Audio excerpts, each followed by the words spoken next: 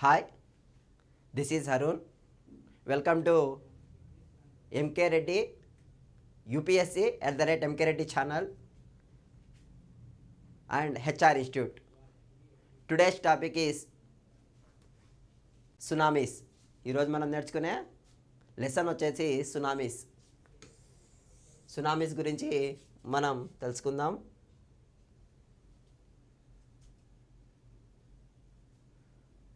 Tsunamis today chapter వచ్చేసి tsunami అంటే ఈ సునామీ అనే చాప్టర్లో మనం ఏమేమి నేర్చుకుంటామంటే అసలు సునామీలు ఏ విధంగా సంభవిస్తాయి, ఎందువలన సంభవిస్తాయి, ఆ సునామీల యొక్క లక్షణాలు ఏంటి, ఆ సునామీల వలన జరిగే నష్టాలు ఏమిటి, అదేవిధంగా ఆ సునామీలను ముందుగానే మనల్ని అంటే హెచ్చరించే కేంద్రాలు ఉన్నాయి. వాటి గురించి కూడా మనం ఈరోజు తెలుసుకుందాము. అసలు సునామీ అంటే దాని యొక్క మీనింగ్ ఏంది, అది ఏ పదాల యొక్క కలయిక అనేది కూడా ఈరోజు మనం ఈ వీడియోలో చూద్దాం. ముందుగానే అందరికీ ఒక సజెషన్ ఏమంటే, మీరు ముందుగానే ఒక క్రొనాలజీలో ఒక ఆర్డర్ విధంగా ఈ క్లాసెస్ను ఫాలో అయితే, అదేవిధంగా నోట్స్ కూడా రాసుకుంటే మళ్ళీ చూడాల్సిన అవసరం లేకుండా మీకు కూడా యూస్ఫుల్గా ఉంటుందని భావిస్తున్నా. చూడండి, సునామీస్ అంటానే ఇవి వచ్చేసి కొన్ని అలల పరంపర, కాంప్లెక్స్ ఆఫ్ వేవ్స్ అంటాం. ఇది సునామీ అనేది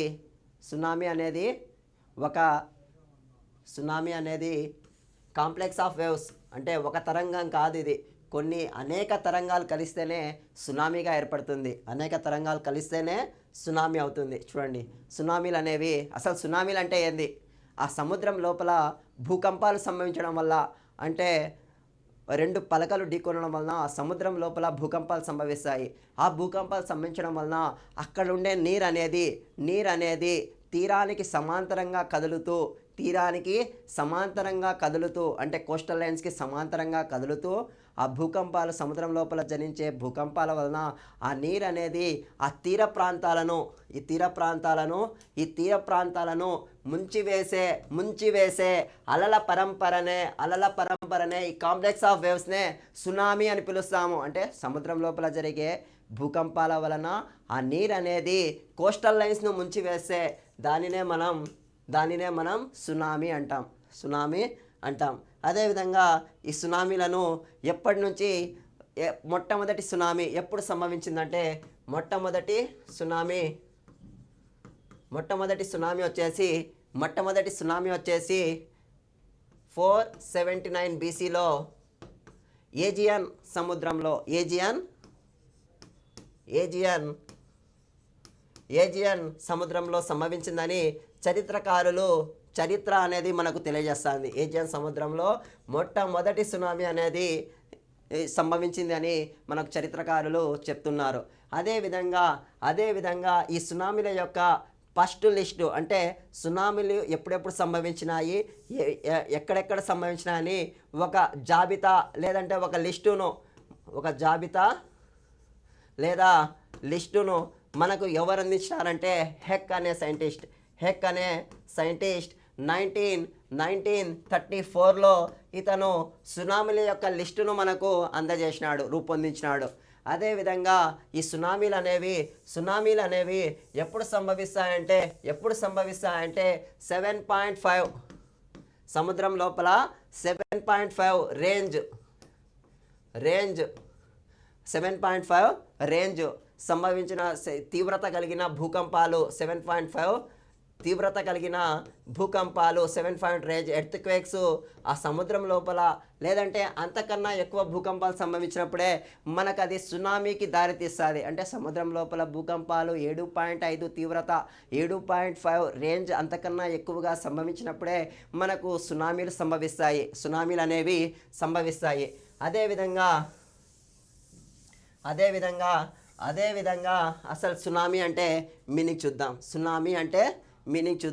ఈ సునామీ అంటే ఇదొక జపనీస్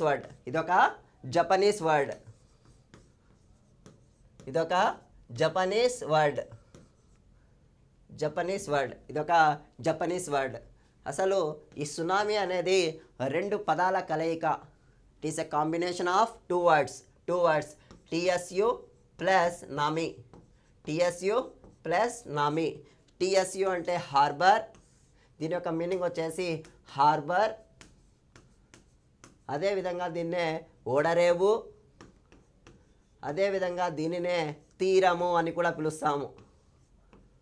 తీరము అని కూడా పిలుస్తాము. ఈ నామీ అంటే, ఈ నామీ యొక్క మీనింగ్ వచ్చేసి వేవ్ ఆర్ తరంగం ఆర్ కెరటం. చూడండి, సునామీ అనేది జపనీస్ వర్డ్. సునామీ అనేది రెండు పదాల యొక్క కలయిక టిఎస్యు ప్లస్ నామీ. దీని యొక్క మీనింగ్, టోటల్ మీనింగ్ వచ్చేసి, ఈ సునామీ యొక్క టోటల్ మీనింగ్ ఏది అంటే harbour wave. Harbour wave, harbour wave. అదేవిధంగా ఓడరేవు కెరటం అని కూడా పిలవచ్చు. ప్రీవియస్ బిట్ అండి ఇది. సునామీ అనగా అని ఇస్తాడు. సునామీ అనగా హార్బర్ వేవా, సునామీ అనగా అనేది ఈ విధంగా ఆప్షన్స్ ఇచ్చినప్పుడు మనము సునామీ అనగానే హార్బర్ వేవ్, ఓడరేవు కెరటం అనేది మనం ఆన్సర్ ఇవ్వాలా. అదేవిధంగా ఈ సునామీల గురించి మనకు ఈ సునామీ అనే పదాన్ని 1963లో యుఎస్ఏలోని హవాయ్లో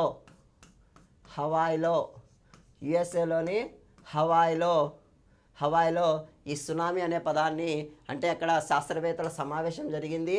ఆ సమావేశంలో ఈ సునామీ అనే పదాన్ని తీసుకున్నాం. మనం సునామీ అనే పదాన్ని అడాప్ట్ చేసుకున్నాము. 1963 యుఎస్ఏలోని హవాయ్లో సమావేశం మీటింగ్ జరిగితే ఆ మీటింగ్లో ఈ సునామీ అనే పదాన్ని మనం అడాప్ట్ చేసుకున్నాము. అంటే సునామీ అంటే సముద్రం లోపల జరిగే భూకంపాల వలన ఆ నీరు అనేది తీరానికి చేరుకొని తీరాన్ని ముంచివేసే ఆ అలల పరంపరనే సునామీ అని పిలుస్తాము.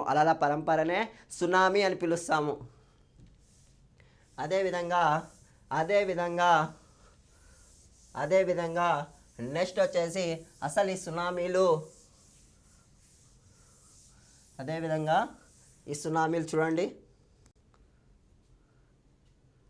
చూడండి సునామీ ఇక్కడ వచ్చేసి రన్అప్ ఉంది.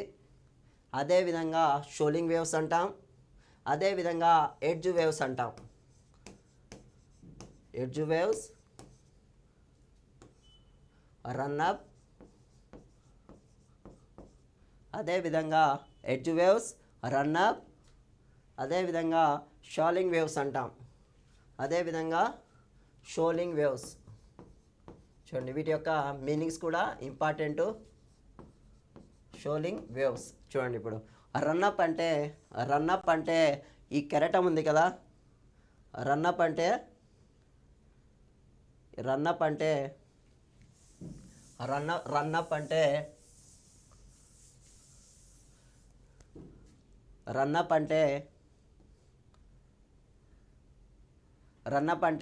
ఈ కెరటం యొక్క హైట్. ఈ కెరటం వచ్చింది కదా ఈ విధంగా ఈ రన్అప్ అంటే ఈ కెరటం యొక్క హైట్ను కొలిచే ఒక మెజర్మెంట్. ఈ కెరటం యొక్క హైట్ను కొలిసే మెజర్మెంట్నే మనం కెరటం అని పిలుస్తాము. అదేవిధంగా ఎడ్జ్ వేవ్స్ అంటే ఈ సముద్రం అనుకోండి, ఇది వచ్చేసి తీరం, సముద్ర తీరం లేదంటే భూమి అనుకోండి. ఇక్కడ ఈ ఎడ్జ్ వేవ్స్ అంటే ఈ భూమి లేదా ఈ తీరానికి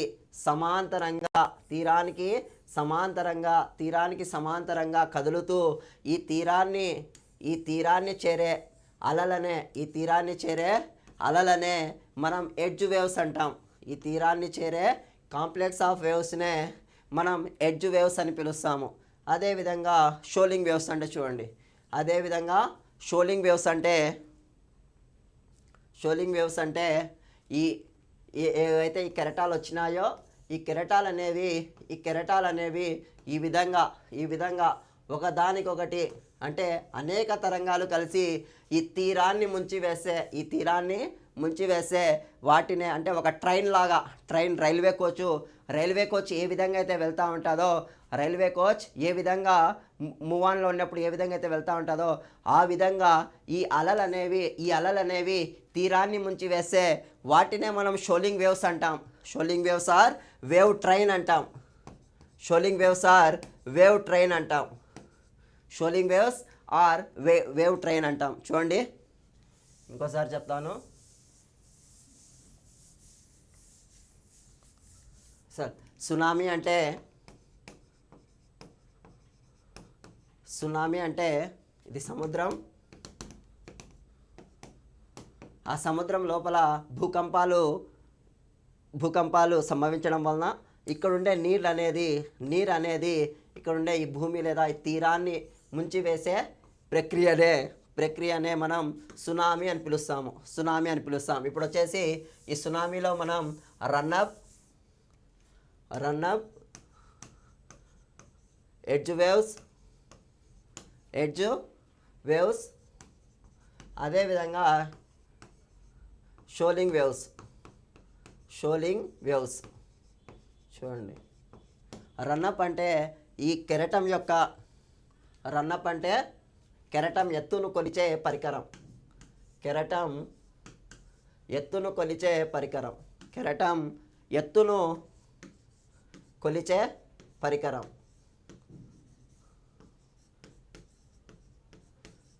అదేవిధంగా ఎడ్జ్ వేవ్స్ అంటే తీరానికి సమాంతరంగా ముందుకు వెనుకకు కదులుతూ తీరాన్ని చేరే అలలు లేదా కెరటం లేదా తరంగం వీటినే ఎడ్జ్ వేవ్స్ అంటాం. అని పిలుస్తాము. అదేవిధంగా షోలింగ్ వేవ్స్ అంటే తీరాన్ని ముంచివేసే కరెంట్ అలల పరంపర కాంప్లెక్స్ ఆఫ్ వేవ్స్ని అంటే ఒక రైలు కోచ్ అయితే ఏ విధంగా వెళ్తూ ఉంటుందో ఆ విధంగా వెంటనే తీరాన్ని ముంచివేస్తే దాన్నే మనం షోలింగ్ వేవ్స్ అని పిలుస్తాము. వాటినే మనం షోలింగ్ వేవ్స్ లేదా వేవ్ ట్రైన్ అంటాం. దీన్ని ఒక రైల్వే కోచ్ ఒక ప్లాట్ఫామ్ మీద మీరు నిలబడి ఉంటే ట్రైన్ ఏ విధంగా అయితే మూవ్ అవుతుందో ఆ విధంగా మన తీరాన్ని కప్పివేసే అలల పరంపరనే షోలింగ్ వేవ్స్ ఆర్ వేవ్ ట్రైన్ అని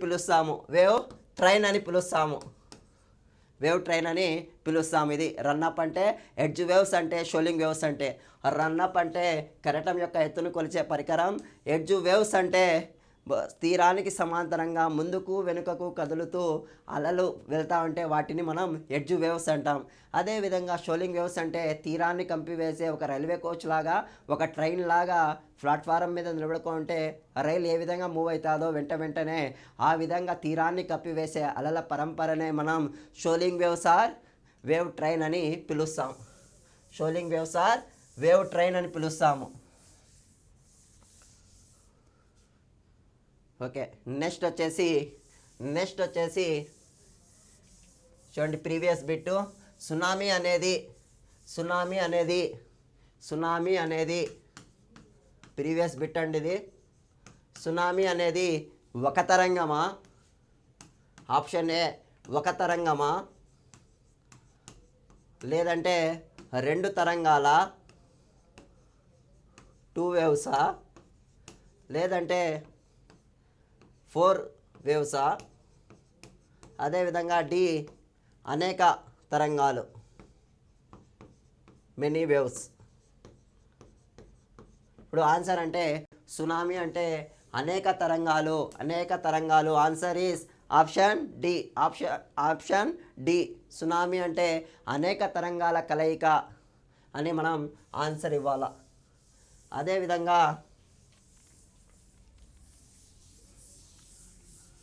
అదేవిధంగా నెక్స్ట్ వచ్చేసి ఈ మొదటి తరంగం అనేది ఏదైతే ఇది సముద్రం అనుకోండి, ఇది తీరం కోస్టల్ ఏరియా అని అనుకుంటే మొదటి తరంగం ఏదైతే చేరుతుందో అది ఎక్కువ ఎత్తు ఉండదు, అంటే మామూలుగానే చేరుతుంది. అదేవిధంగా నెక్స్ట్ వచ్చే తరంగాలు తర్వాత కెరటాలు అనేవి ఎక్కువ ఎత్తులో ఉంటాయి. ఈ విధంగా ఎక్కువ ఎత్తులో ఉంటాయి. నెక్స్ట్ చేరే తరంగాలు మొదటి తరంగం అంత ఎక్కువ ఎత్తు ఉండదు. నెక్స్ట్ వచ్చే తరంగాలు ఈ విధంగా ఎక్కువ హైట్లో ఉంటాయి. అదేవిధంగా ఈ కెరటం వచ్చినప్పుడు ఎటువంటి నష్టం అనేది జరగదు. ఈ కెరటాలు ఇటు వచ్చినప్పుడు ఎటువంటి నష్టము జరగదు భూమిపైన. అదేవిధంగా ఎప్పుడు ఎక్కువ నష్టాన్ని చేకూరుస్తాయి కెరటాలంటే ఈ విధంగా వెనుకకు వెళ్ళినప్పుడు, అంటే సముద్రంలోకి వెనుకకు వెళ్ళినప్పుడు ఇవి అత్యధిక నష్టాన్ని కలిగిస్తాయి. తీర ప్రాంత ప్రజలకు అత్యధిక నష్టాన్ని, కోస్టల్ లైన్ పీపుల్ ఆర్ ఎక్కువగా నష్టపోతారు. అంటే వెనుకకు వెళ్ళే కెరటం వల్లనే మనకు ఎక్కువ నష్టం జరుగుతుంది. వెనుకకు వెళ్ళే కెరటం వల్లనే చూడండి ఈ విధంగా అలలు అనేవి ఎక్కువ ఎత్తులో వస్తాయి. అదేవిధంగా ఈ అలలు వచ్చినప్పుడు మనకు ఎటువంటి నష్టం జరగదు. ఆ అల అనేది వెనుకకు మరలినప్పుడు, అంటే సముద్రంలోకి వెళ్ళినప్పుడు మనకు అత్యధిక నష్టాన్ని కలుగజేస్తాయి. కెరటాలు అనేవి, లేదంటే తరంగాలు అనేవి, లేదంటే వేవ్స్ అనేవి వెనుకకు మరలినప్పుడు, అంటే సముద్రంలోకి వెనుకకు వెళ్ళేటప్పుడు మనకు అత్యధిక నష్టాన్ని కలుగజేస్తాయి. అదేవిధంగా నెక్స్ట్ వచ్చేసి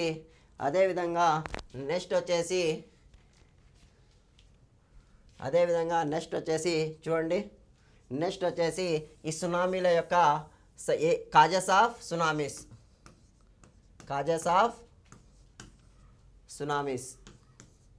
చూడండి.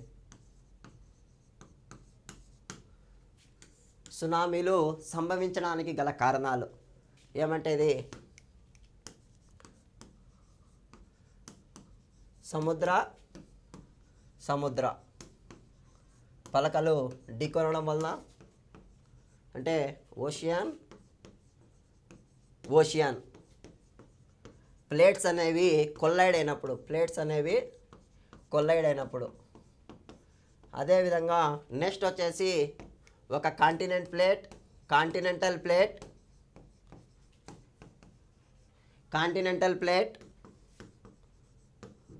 అదేవిధంగా ఓషియన్ ప్లేట్ అనేవి ఢీకొన్నప్పుడు కూడా మనకు సునామీలు అనేవి సంభవిస్తాయి. అదేవిధంగా నెక్స్ట్ వచ్చేసి ఆ సముద్రం లోపల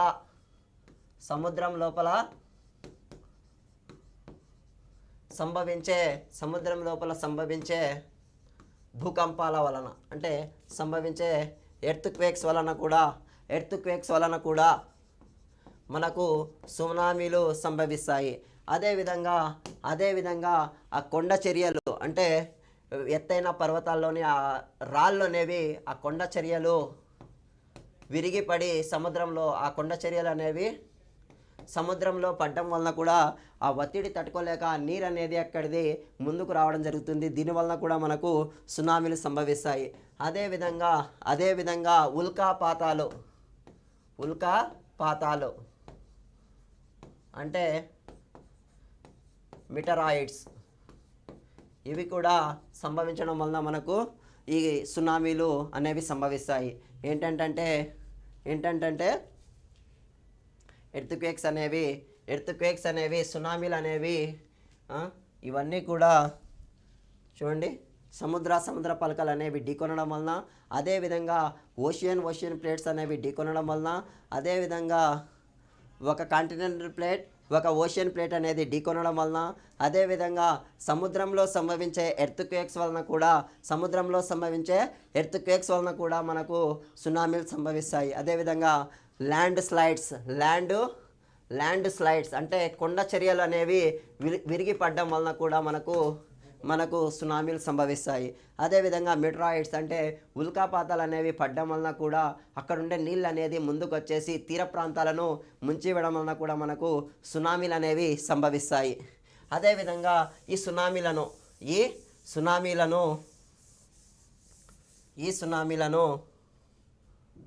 సునామీలను మనము అధ్యయనం చేయవచ్చా, అంటే ఈ సునామీలను మనం ముందుగానే పసిగట్టవచ్చా లేదా అని కొన్ని కేంద్రాలు పనిచేస్తూ ఉంటాయి. అంటే study centres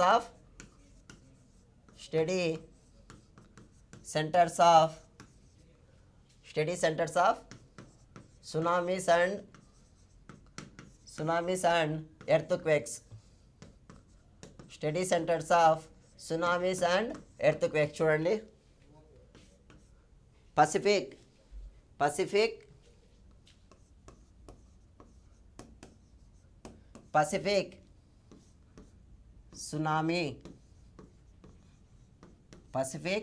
tsunami warning centre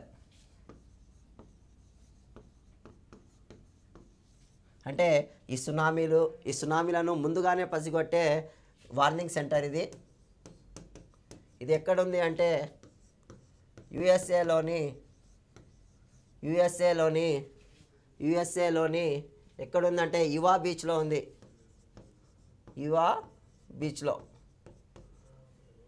యుఎస్ఏలోని ఇవా బీచ్లో ఉంది. దీన్ని ఎప్పుడు ఏర్పాటు చేసినారంటే 1948లో ఏర్పాటు చేసినారు. పసిఫిక్ సునామీ వార్నింగ్ సెంటర్ యుఎస్ఏలోని ఇవా బీచ్లో ఉంది. దీన్ని ఎప్పుడు ఏర్పాటు చేసినారంటే 1948లో. అదేవిధంగా 1965లో అదేవిధంగా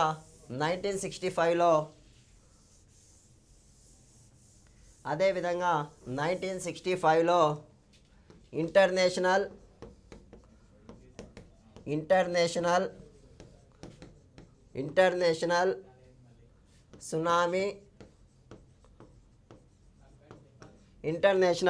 tsunami warning centre, international tsunami information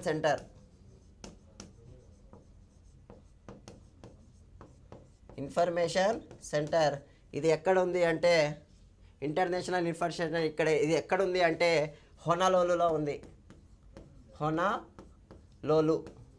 హొనలులు ఇది ఎక్కడ ఉందంటే హవాయ్ దీవుల్లో, హవాయ్ ఐలాండ్స్లో. అదేవిధంగా Hawaii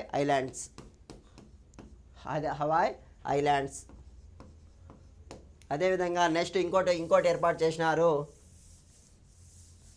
1968లో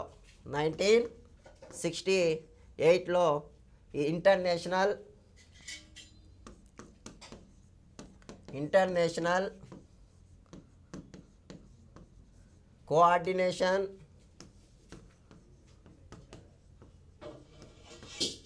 group for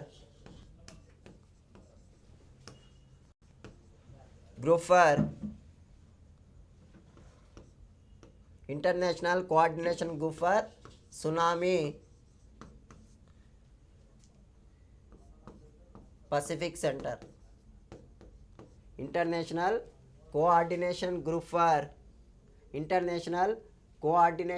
for Pacific reason, tsunami Pacific reason. దీని యొక్క హెడ్ క్వార్టర్స్ వచ్చేసి ఫ్రాన్స్లోని ప్యారిస్లో ఉంది. అదేవిధంగా మన ఇండియాలో ఇదంతా వరల్డ్ వైడ్గా 1948లో ఒకటి, 1965లో ఒకటి, 1968లో ఒకటి. ఇదేమో పసిఫిక్ వార్నింగ్ సెంటర్, ఇదేమో ఇంటర్నేషనల్ సునామీ ఇన్ఫర్మేషన్ సెంటర్, ఇదేమో international coordination group for Pacific reason, tsunami Pacific reason అని ఈ మూడు కూడా వరల్డ్ వైడ్గా. అదే మన ఇండియాలో ఏం పనిచేస్తాయి, అదేవిధంగా మన ఇండియాలో ఏం పనిచేస్తాయి అనేది చూద్దాం. మన ఇండియాలో సునామీల యొక్క హెచ్చరికల కేంద్రం ఏది ఉంది అనేది మనం ఇప్పుడు చూద్దాం.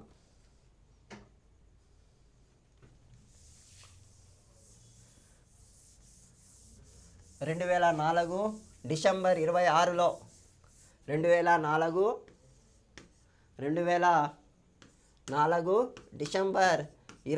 తేదీన తమిళనాడులో మనకు సునామీ అనేది సంభవించింది. దీనివలన కొన్ని వేల మంది ప్రజలు ప్రాణాలు పోగొట్టుకున్నారు. అదేవిధంగా ఆస్తి ప్రాణ నష్టం అనేది తీవ్రంగా జరిగింది 2004 డిసెంబర్ 26వ తేదీన. తర్వాత మనకు 2007వ సంవత్సరంలో ఇన్కాయిస్ అనే దాన్ని ఏర్పాటు చేసినారు. ఇన్కాయిస్ అంటే Indian national centre for ocean information services. Indian national centre for ocean information services.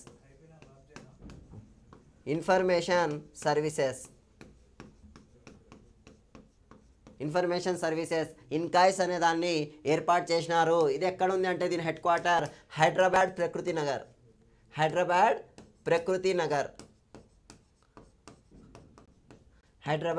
ప్రకృతి నగర్లో ఈ ఇన్కాయిస్ యొక్క హెడ్ క్వార్టర్ ఉంది. అదేవిధంగా ఈ ఇన్కాయిస్లోనే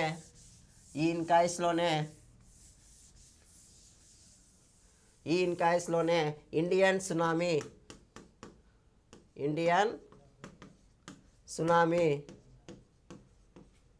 ఎర్లీ వార్నింగ్ సెంటర్ను కూడా ఏర్పాటు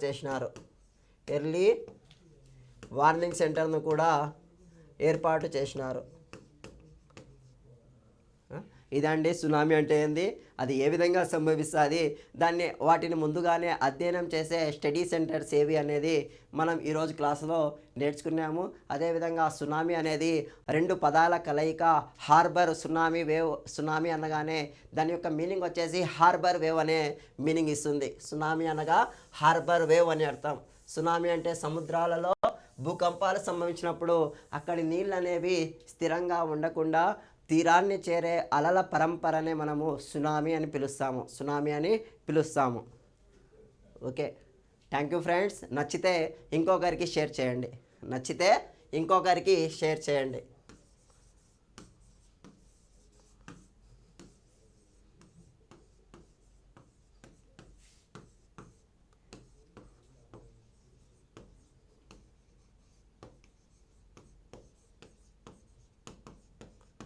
ఓకే, థ్యాంక్ యూ ఆల్.